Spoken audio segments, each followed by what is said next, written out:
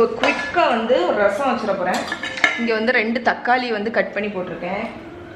இதில் கொஞ்சம் மஞ்சள் பொடி, கொஞ்சம் கொத்தமல்லி பொடி, கொஞ்சம் சில்லி பவுடர், ஜீரக பொடி,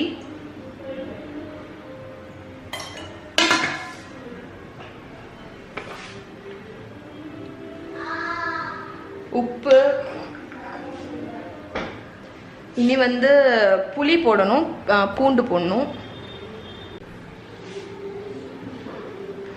ஸோ பூண்டு பேஸ்ட்டு,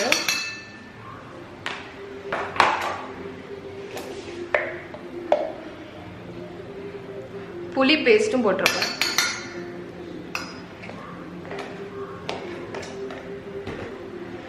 அவ்வளோதான், கிட்டத்தட்ட எல்லாமே போட்டேன். இனி சர்க்கரை மட்டும் போடணும். ஸோ நான் எப்போவுமே ரசம் வைக்கும்போது கொஞ்சோண்டு சுகர் போடுவேன்.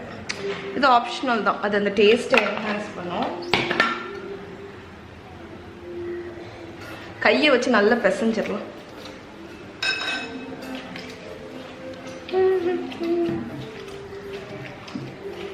காலையிலேருந்து பயங்கரமாக பாட்டு போட்டு விட்டுருந்தாங்க. எப்படிடா விளாக் எடுக்க போகிறேன்னு யோசிச்சுட்டு இருந்தேன். ஸோ அவங்களே பாட்டு நிப்பாட்டிட்டாங்க. ஓகே, ஸோ இது பிசைஞ்சாச்சு. இப்போ தண்ணி ஊற்றிட போகிறேன்.